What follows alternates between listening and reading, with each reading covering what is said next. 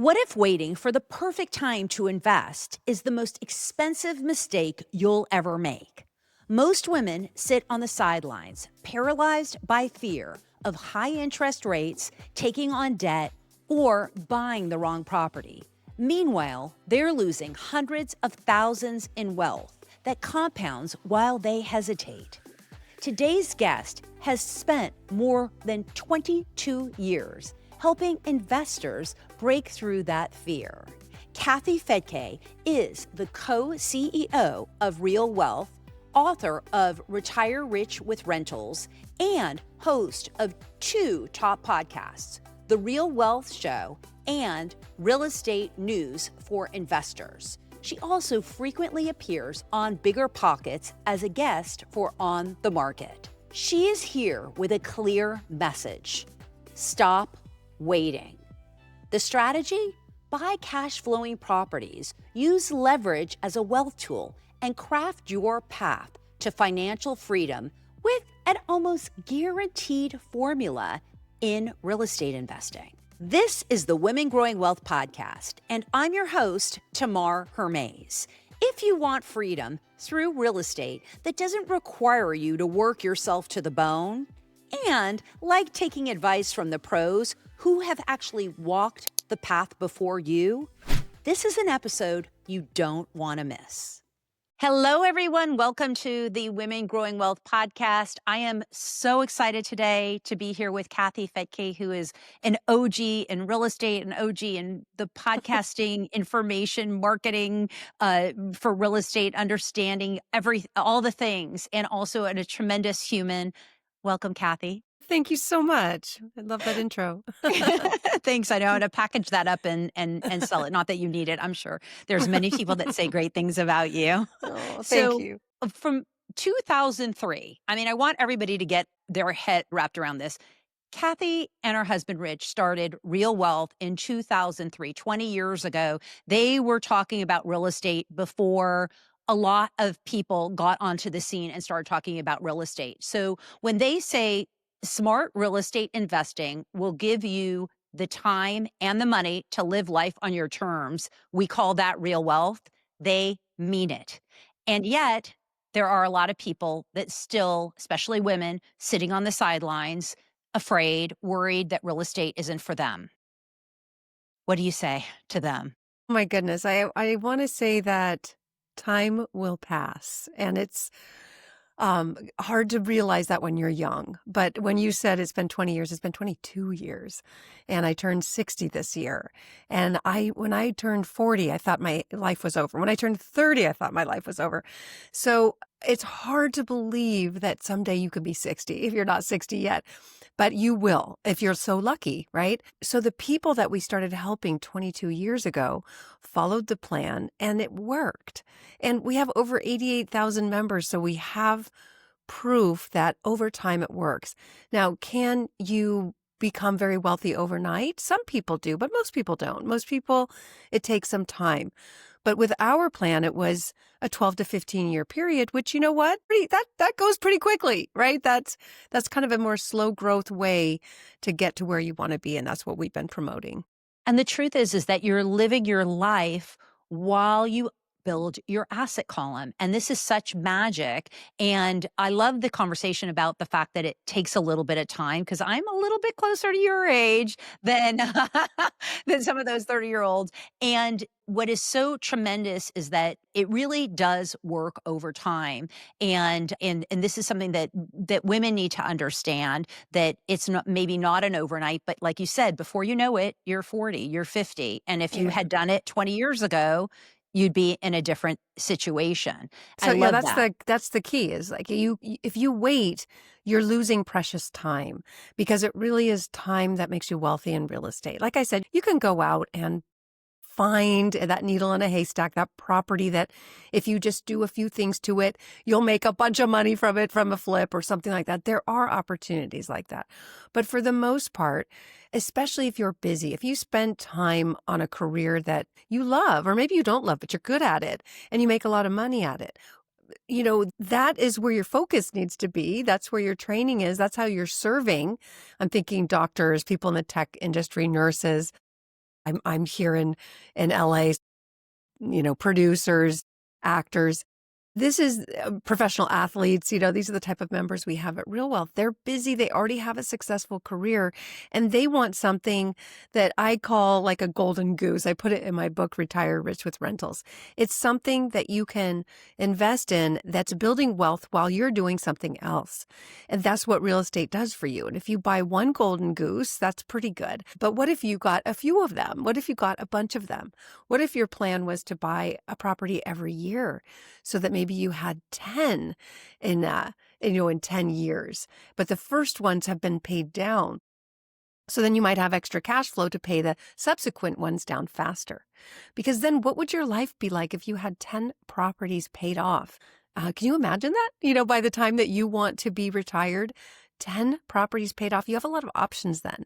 You can sell those properties. You could keep renting them. You can short-term rental them. There's lots of options that you would have that you wouldn't have if you didn't do that, right? I love that. There's so many directions I want to go because there's a lot that I want to ask you. Okay, we're going to let's talk about debt since you just brought it up. You talked about paying off your properties. And this is a question that I get asked a lot with women that are growing their portfolios and worried about debt. And there's a lot of talk about good debt and bad debt. There's a lot of talk about leveraging. And I would love for you to speak to that. Yeah, absolutely. As women, we tend to want security, safety. I don't know, I think just years of not having that has us want this now.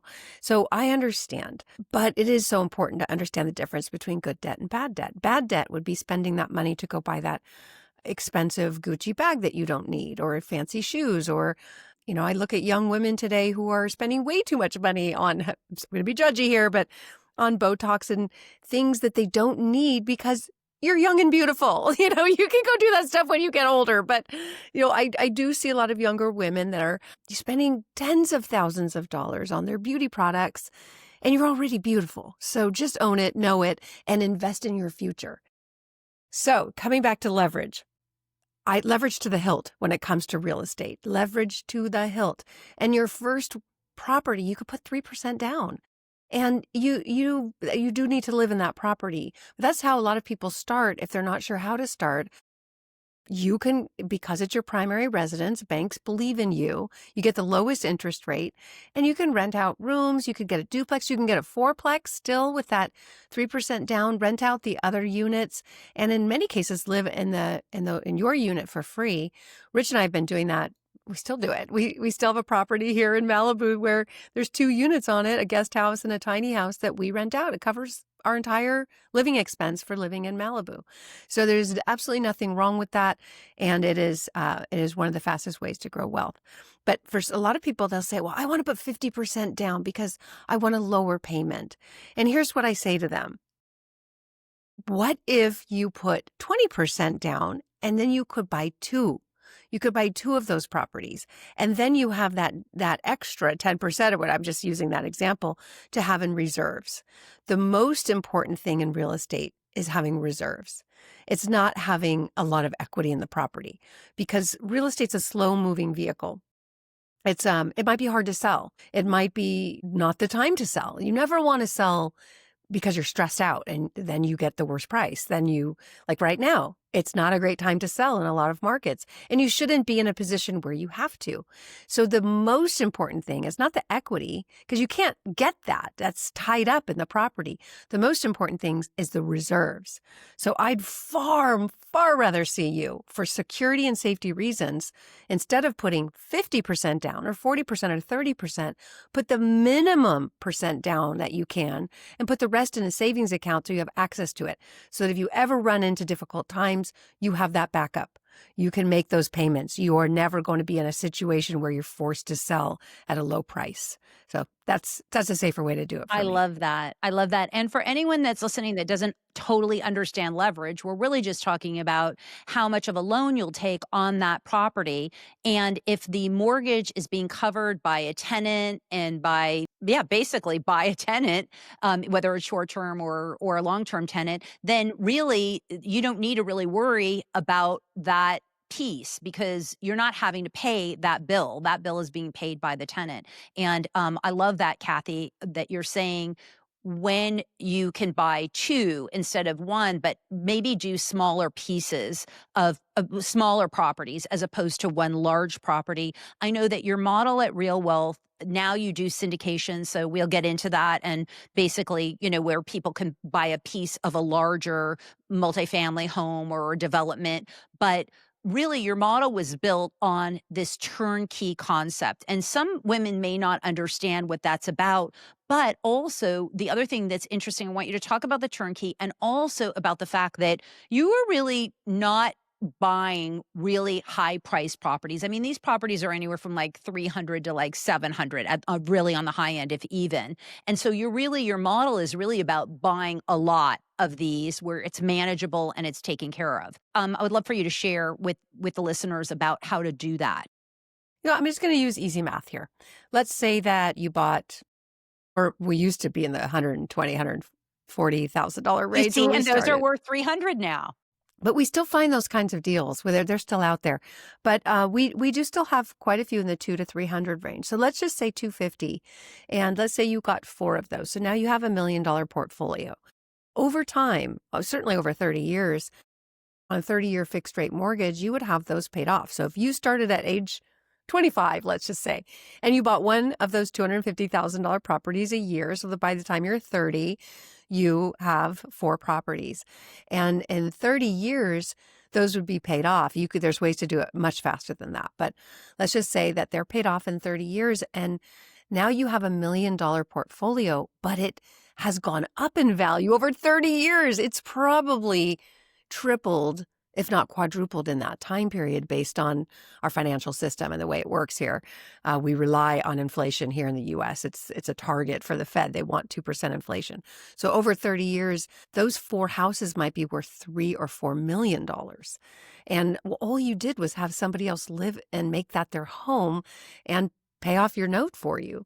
You've had to do maintenance and make sure that you bought right, you bought a good quality property.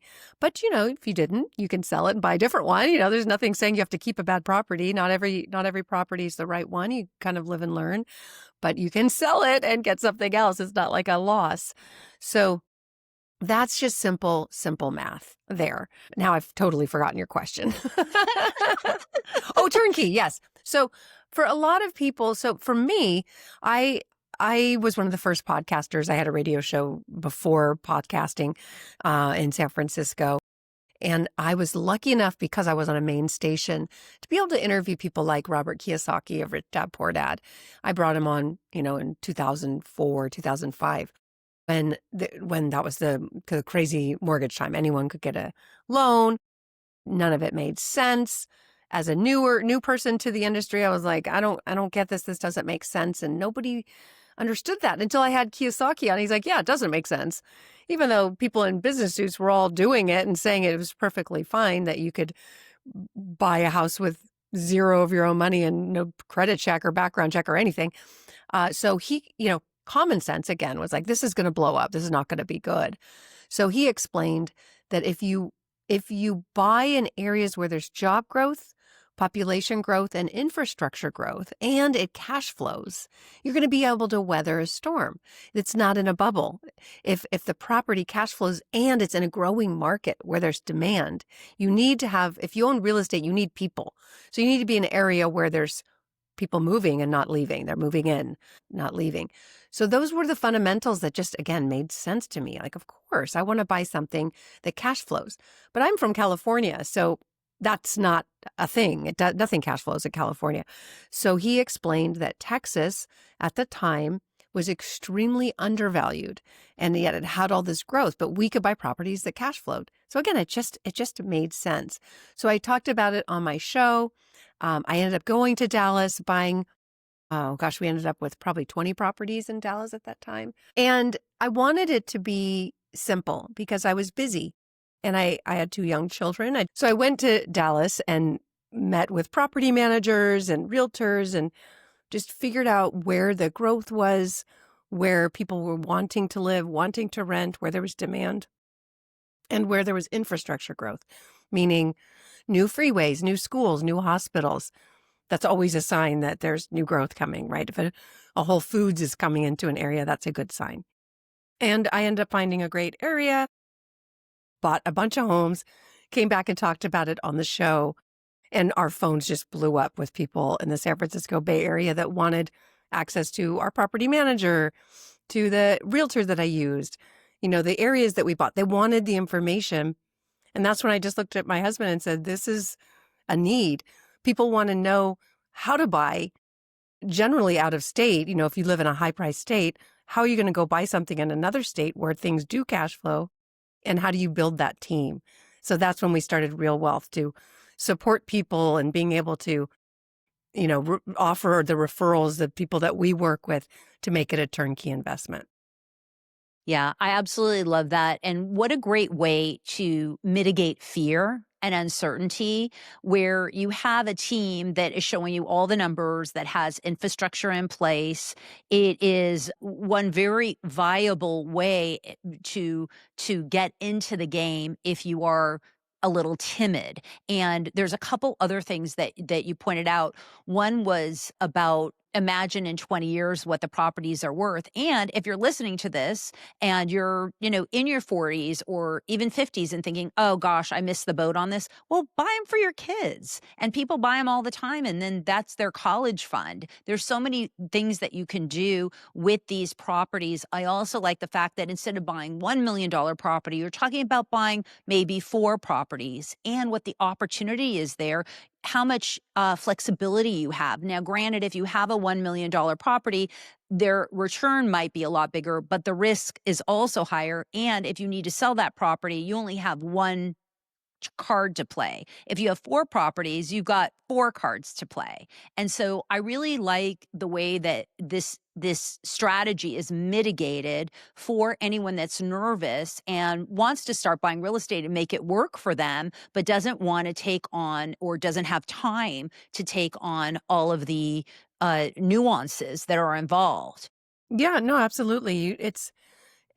It's not for everybody to go, again, find a property that needs work and then put in new floors, renovate the property. That is a tremendous amount of work, even on your own home, let alone one that's somewhere else, or, a whole airplane away. Like, how are you going to manage that? So the result is maybe you don't buy anything and you miss out. And I really want to emphasize the consequences of not owning real estate.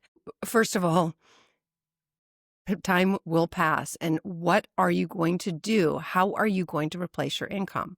What's going to do that for you? If you do the numbers and follow the traditional financial plan, and you'll find that you won't be able to retire till you're 150 on a normal save 10%, invest 10% plan. It's simply not going to get you there. And that's where leverage in real estate changes the game. Because if you only have to put 3% down on a property, let's just say a $100,000 property, 3% is $3,000, but the property goes up in value 3%. That's $3,000. So if you made $3,000 and you only invested $3,000, that's 100% return. That's what leverage does for you. And I'm not even counting in that the cash flow that you would get from a property. You're not going to get a lot if you only put 3% down. It's going to take time, but over time, rents go up, but you've been locked into a fixed payment. If you get a 30-year fixed, that stays the same while your rents generally go up. So over time, you get more cash flow. But if you don't do this and you don't use some form of leverage, it's going to be almost impossible to replace your income. And that's what's scary. That's why today, the wealthiest people in America today own real estate. Even if it's just their own home, they have a much higher net worth than those who don't. And those who don't, it's getting harder and harder to get in. And that's not going to change either. People think that there's going to be some kind of huge housing crash, but I could go on and on about that. We are not. The demographics don't say that. You have the millennial generation, that is 74 million people. And the largest group of millennials is in the 32 to 36 range. They're forming families. They're getting married. They want to buy, and they're postponing their first buy till age 38. So we have a massive wave of young people trying to get in the housing market. And the people who own houses today are in the best position they've ever been in. There's very little distress. They have low payments compared to income. They're sitting on trillions of dollars of equity. There's just, you can't have a housing crash unless you have distress. And homeowners today are in a great position. Low payments compared to their income. It's the buyers who are in distress. So I can't emphasize enough. You've got to find a way to get in. And if that first in is buying your first home at 3% down, or buying an inexpensive property in a cash flow but growth market that would be probably more in the Midwest or in the Southeast, is where you're going to get those kind of deals, $200,000 deals where you're going to probably need about $40,000 and save for that. There's other ways to go about it, but I'm talking more, more passive. Yeah, we're doing more of the traditional as opposed to calling 800 people and seeing if they'll sell or finance a deal Yeah. to you, and there's Yeah. other strategies, but we're really looking at the most simplified form. The other thing that I hear a lot, Kathy, is, and I know you probably are so tired of hearing this, well, but the interest rates are 7%. It's so much higher to buy a property right now. And the truth is that if it's a buyer's market, then that means that buyers are distressed and we can negotiate. And so if you can negotiate $50,000, 100,000, hundreds of $1,000s off your property, if you're spending 7%, if you do the math, you're much better off getting that equity in the property. Why is this so hard for people to wrap their head around? Just there's a common belief that because prices are up, and they have been for a decade, that there must be a down coming. That's their mentality, and maybe there's still some scars from 2008. Or if they grew up in a household that did lose their home to foreclosure, they think, okay, well, that's going to happen again. I don't want to buy at the peak and then lose everything. I completely understand where that's coming from. It's just that unfortunately, there's a lot of data missing in that thinking. And I do lots of forecasting, and I've been right pretty much every time on what's coming, but based on data. So again, when you look at supply and demand and the amount of demand coming, there are enough people who can afford. Only 4 million homes are bought every year right now. And as I said, there's 74 million millennials. So you don't need a lot of people to be able to afford. There are enough. And now that rates are coming down, Fannie Mae and the MBA, the Mortgage Bankers Association, believe that sales will go up to 5 million. So they're anticipating that we're going to see almost a fifth more sales this coming year because interest rates are low. So again, that's enough to keep the housing market booming and to keep prices elevated. We've had rates at 7% and record high home prices. And what has happened? Home prices just went up another 2% this year. So it's like, why? It defies gravity. Like, how is this possible? And the reason it's possible is that most people still prefer to live indoors. They prefer, if you're getting married and having children, you want security. You don't want to be renting and maybe have to get kicked out, especially if supply is low. And what if you can't find a place to live? So people do prefer to own when they can. And so for the few who can, they're keeping the housing market propped, and they will probably for the next 10 years.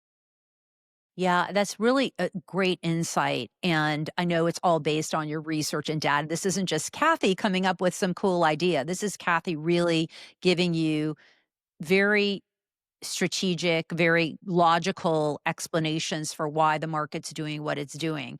Now, one of the things also that a lot of women and people, men probably too, but we're for women, uh, are really wondering what's going to happen in 5 years, what's going to happen in 10 years. And a lot of times we can say, well, we're not exactly sure, but based on data, there is a housing shortage, which seems really strange right now considering inventory's up. Can you talk about that?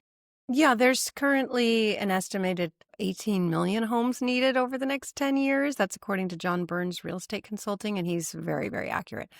Unfortunately, those homes aren't the ones being built. What we need is 18 million affordable homes.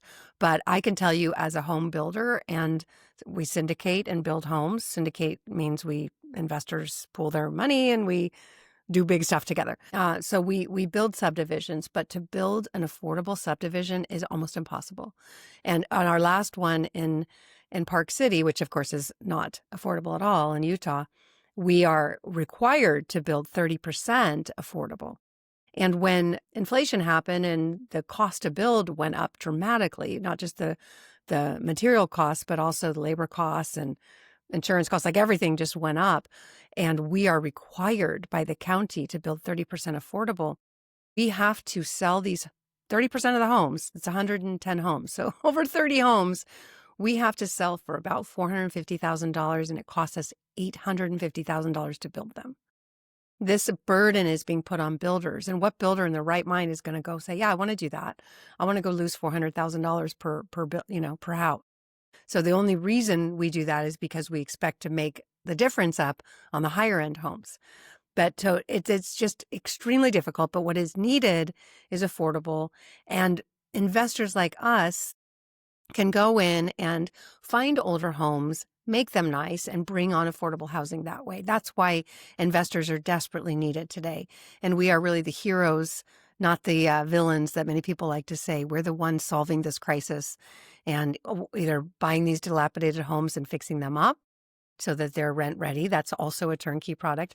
Or being willing to build at very low profit margins in order to provide that housing. I love that. And with this mandate with Utah, will there be an application for people that are allowed to purchase these? Even $450,000 is a substantial amount of money to someone that needs affordable housing. But how does that work? Well, affordable housing is based on the median income of the area. So usually it's like 10% under the median is what would qualify. It just depends on the area. So yeah, there were thousands and thousands of people that applied. And like I said, we only had 30 or 40 homes. But the way that we got the approvals to do this development, it's very hard to get new developments. And that's another thing is like everybody wants affordable housing, but it's so almost impossible to get it through county. But the only way we were able to get this project done was by offering that. And it was specifically because it's like, don't you want teachers and police officers and firefighters? Don't you want them to live around here? We're going to provide them the housing, and they can't. Those people can't afford it. Yeah, that's great. I love to hear that solutions will continue to come up. I'm involved in modular projects. We're also building homes and working more on the affordable housing issue here in Austin. And so these are all things that we need to take into account is that we really want to help others get into their homes and have their dreams and be able to buy real estate. For sure. It's very important. Okay. I want to talk about the fact that you are not only extremely successful with your husband, Rich, but you've also managed to have such a great mindset along the way. And you've been able to also not bring on this element of stress to anything that you do, which, is really such a testament to a powerful woman. And I would love for you to give some support for anyone that feels a little timid around the wealth they're building, around how that mindset comes and how women can work to more effectively stay in a position where they feel confident and capable and excited by what they're creating. Yeah, 23 years ago, before we created Real Wealth, that was me. I was very stressed out, and I was nervous about everything. Rich and I had just gotten married. We had two young kids. We just bought way bigger a house than we could afford at the time. I don't, Americans, we just always love to spend our money, right? And then in 2002, when he was on his book tour, he noticed a freckle. It turned out to be melanoma. After further checks, the doctor thought it had spread and told him he had 6 months to live. So we went from really kind of the top of our game. Rich had come out with this book called Extreme Success, published by Simon Schuster. He was on a national tour. I think he just coming back from New York when he noticed this. So we went from kind of living the dream to like, oh crap, now what? We blew through our savings. We blew through our investments because when you have a sickness or any kind of emergency, 10% isn't going to get you very far. We were doing everything right. We were like I said, investing 10%, saving 10%, 10% for emergencies, and guess what? We blew through it. So I learned, that's back when we bought this massive house, that it's like, oh wow, I could put the kids in one room and rent out another room. A friend called me and said, you can have students come, they'll pay you $600 a month and you could put 2 in a room. It was like, okay, kids, you don't have a playroom anymore. We're having students but it got us through that difficult time. Rich is alive and well today. The doctor was wrong, but emergencies happen. They happen all the time. You could even just be, you got to get a root canal and like, oh man, there goes my investments and my savings. So having real estate, what's beautiful about real estate is it's hard to access the money. So this is both positive and negative, but I see the positive is you're building this equity, but you can't get it unless you sell your property or get another loan on it. You're being forced to invest and not touch it. And even when you can have other savings accounts and stuff, but that is what's going to build you wealth so that someday you're just living off that cash flow and you didn't have to sell an asset. You don't have to take money out of a 401k or an IRA and draw that down and pay taxes on it. None of that. As you take money out of your properties in the future, it's tax-free. If you take it out through a loan or there's ways to do it. And you've built this next nest egg that you were not able to tap into. So it's very, very powerful. But my answer is I get it. I was terrified about my future. I was terrified that how was I going to take care of these 2 kids and this massive mortgage, and hoping the doctor was wrong, truly believing the doctor was wrong. But what I found is, for me, I completely changed my radio show from news to a radio show. I was in broadcasting in San Francisco and changed it to wealth building at that time. Like, I don't know how to do this, so I'm going to find out. And I just started interviewing wealthy people to get into their brains, to learn, why are they different? Why do they have money and I don't?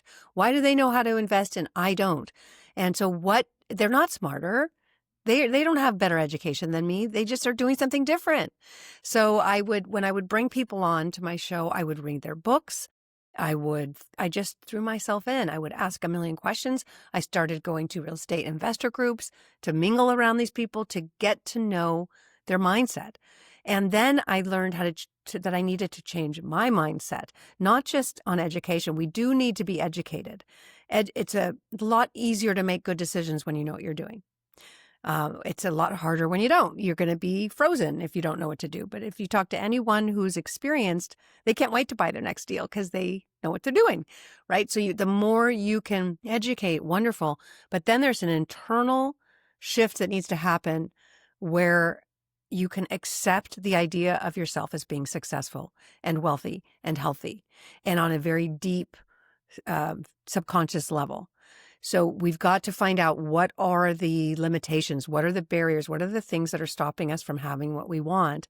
Is it lack of self-esteem? Is it what's the sabotager in our mindset? And one of the ways that you can do that is imagine yourself wealthy and see what kind of thoughts come up.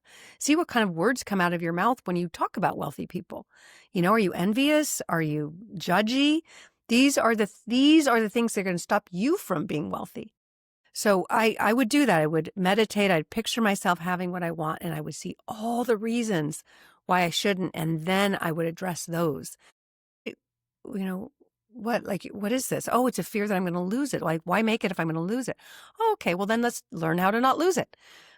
Oh, people aren't going to like you anymore because okay, well, gosh, I'm going to these investor groups and I'm meeting all these really nice people with lots of money and people like that. It's like you have to address those fears, but first find out what they are and shift that mindset. And then, but then just go be around it. I had a woman come into our office once at Real Wealth. She just her husband brought her kicking and screaming. She literally was crying in my office. I don't want to do it. I'm scared. I don't want to buy real estate. He wants to buy real estate. I don't want to do it. I'm scared. And I said, okay. And I just looked at him and said, you need to let her be the one to make this decision. We have a property tour coming up next week to Dallas. I want her to go without you because I don't want you influencing her. She needs to make this decision, and she needs to have all the information she needs to make a decision. So she went on the property tour alone. We gave her lots of material to study, and she came back with 5 properties. That's great. And so, like, because she needed to be in charge. So, and she would never have done that had she not got the information she needed. There's a couple things in there that I love. First of all, I'm so glad that Rich is okay. What a blessing. Yeah. And, honestly, though, we can all look at our challenges in life. And let's face it, most of us don't get out unscathed. We all have things that are really challenging and painful and scary. And the key to me that I see with mindset is being able to look at those challenges and turning them into something that is beneficial and a growth opportunity for us. Just like when you were really in that situation, you really pivoted everything that you were doing to take action to create something. And then look how many people have been served by the fact that it all stemmed from a really unfortunate situation.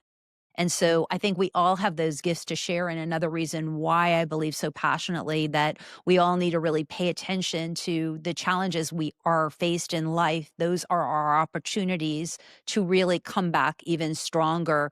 Another reason why I'm so passionate about women growing wealth, growing up poor, losing money, following the bros, doing things that I needed to learn and realizing, you know what, we need to stand for each other and give this information out into the world. It's so valuable. The other thing that I love that you shared is about real estate being something that you can't sell easily. And some women might listen to that and think, well, if I can't get access to that, then what am I going to do if I need the money? The truth is that because real estate is a wealth building tool, the fact that you can't sell it, it really helps us build wealth because honestly, I have stocks that I would have millions more in the bank right now had I not sold my Apple 25 years ago when it crashed, had I not sold the Nvidia too early, all of the things that we've Right. done, that we've all done, the Bitcoin, all of it, if we had just held on. And so the fact that we could just press a button and hit sell and then we get taxed on it is not fun. And so real estate allows us to really build that asset column and almost as a forced wealth builder. Mm-hmm. Yeah, no, for sure. I mean, it's just too easy to spend it if it's in your account. There's I a lot love of, and that. it's never been so easy to spend money. It's like sometimes I didn't even know I bought it on Instagram or something. It's like, boom, whoops, just bought that. So it's too easy. And same with Amazon. Oh my gosh, it's like click, there you Absolutely. got it. We all wanna dislike Amazon, and yet we just can't Can't bring stop. ourselves to it. It's too easy. It just made our life so convenient. Really, that's, the other service that we're bringing here is, "Hey, buy real estate. It'll make your life easier in the long run, for generations to come," for sure. Now, in terms of strategy, like I said, I love this model that you do the smaller ones. You can buy 4 and then, or 5 at a time. And then you've got kind of this little portfolio right away. And then there's syndications where you're a part of a big project, which Hmm. you started to talk about, which I know you'll share more on. And then there's also in newbies that want to buy commercial buildings or do larger scope projects. And what I always say, but I'm interested in your input on this, is that I think it depends on who the person is and what they're inclined to. Because I have clients where they're making a couple $1 million a year and they say, I'm going to buy a single family home. And I'm like, no, you should buy like an office building for your company and cost like that and depreciate and do all the things because you can handle more. And I'm wondering what's your take on that, and where do you support and tell women, give them feedback in terms of what direction they should go in? Yeah, you can make money in many, many different asset classes in real estate. You just have to understand it. I think with housing, I'm just going to buy a house. That's something most people can understand because they live in a house. They might not understand an office building, although if they're a professional and they already are in office, they might, yeah, sure, why not just buy your own, and you could lease out office space within your office that you own. I mean, people do that all the time. Multifamily, storage, industrial, these are all ways that you can make a tremendous amount of money, but you can also lose a tremendous amount of money because each asset class is different. There's no such thing as just like real estate. It's like so many different kinds. And you will only be successful if you understand it, and or if you just got lucky. Sure, I think we still, it's so funny. We still have people that have a property in San Francisco that they bought for 500,000 is worth 3 million now. This is pretty common, and they want to do a 1031 exchange, and oftentimes it's into houses that they understand it.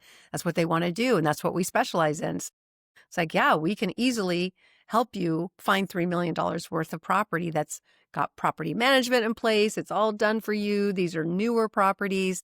A big mistake people make is they think, yeah, I'm going to do a buy and hold. I'm going to hold this for the long term, 20 years from now. But then they buy a crappy property that's old and breaking down all the time, and then they have to feed it and always fix it. I'd rather see lower cash flow in a new home that you don't have to worry about. Like, this property needs to be a great property for 20 years. And what's going to be the lowest maintenance? Either everything needs to already be replaced, or you need to calculate what it's going to cost. But I don't have any problem with people, high net worth people, doing single families. I think it's a great way to build wealth. If they're going to do multifamily, there's a lot more to it. It's a lot more management intensive, I would say. Storage could be a great option, but again, it's a lot of money in one deal, so it better be a good deal. You better understand it. And it is operational as well. It's not as passive to me. And then the most passive would be a syndication where you just invest your money and somebody else does it all for you. So they take a management fee for that, and it's usually like an 80-20 split where the investor gets some kind of preferred return. Like, out of all the profits, the first amount of profits goes to the investor until they make 6% or 8% or 10% or whatever. And then after that, the manager and the investor split. So that's a way to be totally passive. But again, you got to make sure you're investing with someone with an excellent track record, because otherwise you're just giving your money to someone and hoping they do a good deal, and that doesn't always work out. Exactly. And the returns can be amazing. And you also need to make sure that it's something you can hold long term, because maybe Kathy's building something and she's projecting 5 years to sell it, but maybe it takes 6 years. It could Yeah, happen depending on the market. It of may not be course. the best time to Well, yeah, sell it. we have a And project that's gone on double the time. We bought it in 2012.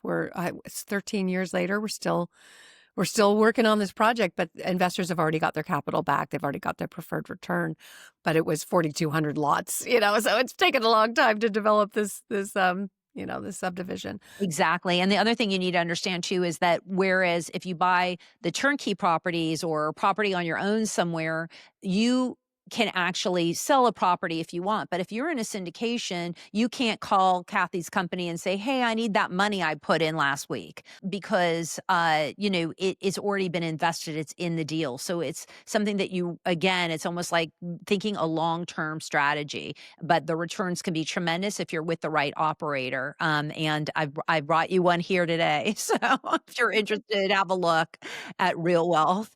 Oh, Uh, we're so excited. We focused it on single family. We did a single family fund in 2022 because that's when the Fed raised rates and they were saying there's going to be pain in real estate.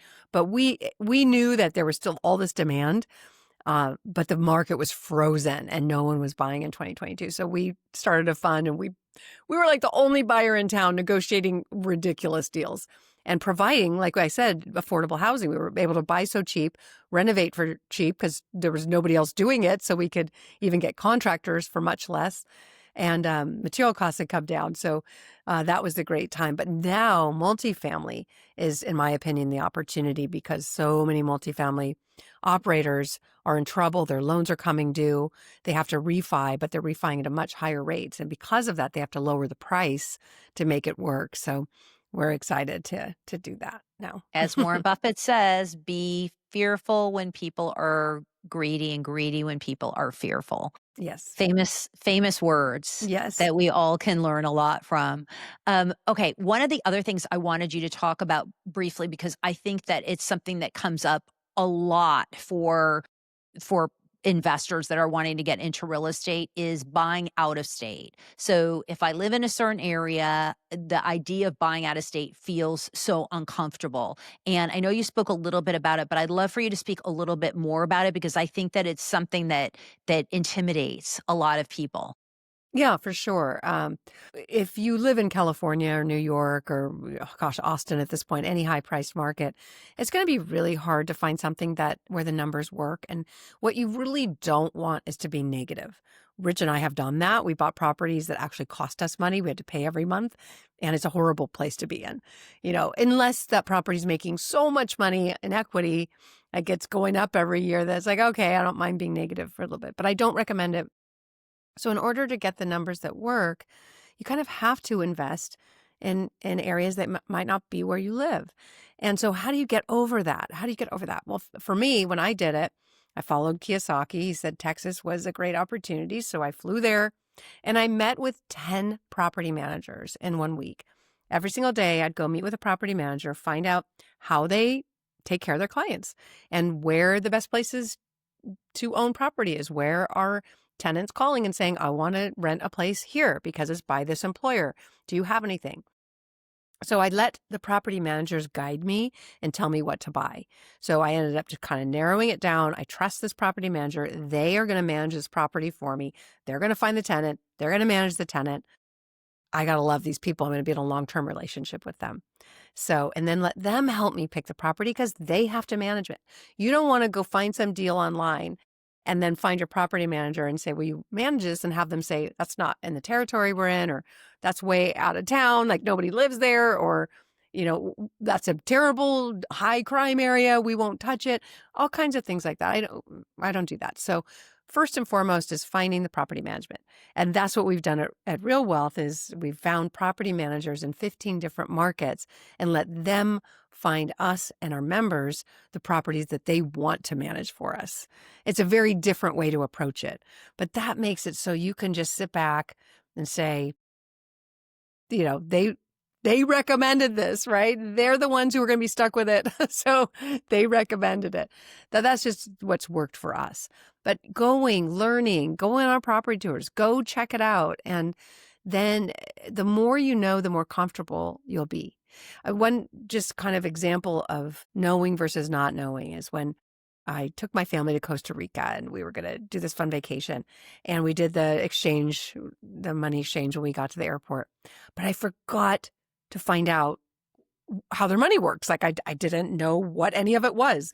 And we were super hungry. So we stopped at this little deli and bought some empanadas and we were all so excited. And I just put the money in front of them and let them take it. I had no idea. And I was like, okay. And we walked out and I heard them laughing and I just looked at my kids and I go, we just got ripped off. But I don't even know how. Like, I don't have a clue.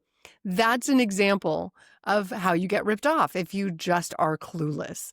Obviously, after that, I found out, oh, this bill means this. This is what it's worth. I just gave this person $40 instead of the $20 that was owed. So just the more you know, the less fear you're going to have. So you got to figure out, what do I need to know? For me, it's like, I need to know my property managers. I need to know the neighborhoods.